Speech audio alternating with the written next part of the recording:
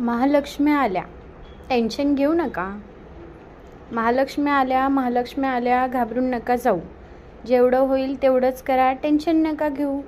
काळाप्रमाणे काही गोष्टीत बदल करायला हवेत. सोळ्या भाज्या, सोळ्या चटण्या कमी केले पाहिजे. एवढेच लाडू, तेवढ्या करंज्या, तरकटी नको बाई. काही धरायचं, काही सोडायचं, काही होत नाही. पूर्वीच्या काळी एकत्र कुटुंब, माणसं भरपूर, अन्न खाल्लं जायचं. थोडं जास्त झालं तरी वाया नाही बाई जायचं. गडी माणसं, पाहुणे रावळे चढावडीने खायचे. ॲसिडिटी, पोटात गुडगुड काही नाही व्हायचे. आता काळ बदलला. घरोघरी माणसं चार. मावलांनो, खरंच जास्त होऊ नका बेजार. भला मोठा स्वयंपाक करून फेकून नका देऊ. अन्नपूर्ण ब्रह्म आहे, कधीच नका विसरू. सण करणं, श्रद्धा असणं हा भाग महत्त्वाचा. लक्ष्म्यांनाही नैवेद्य चालतो, फक्त भाजी भाकरीचा. जिवंत लक्ष्मीची बेजारी करण्यास गौरी गणपती येत नाहीत. थोडं कमी जास्त झालं तरी कुणावर ते कोपत नाही. तुमच्यावर राग करायला देव थोडाच माणूस आहे.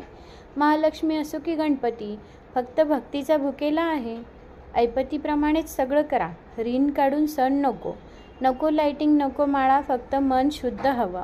सगळ्यांनी सामील होणं महत्त्वाचं असतं. खरंच ताण घेऊ नका, हे काही कामाचं नसतं.